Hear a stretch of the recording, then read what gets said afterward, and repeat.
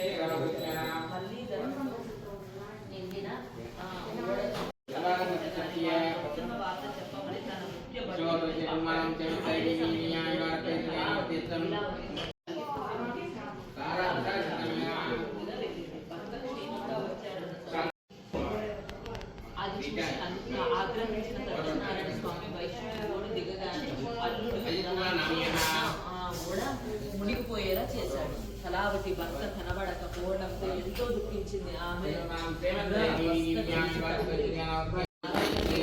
తెలుసుకున్న శక్తులెవరు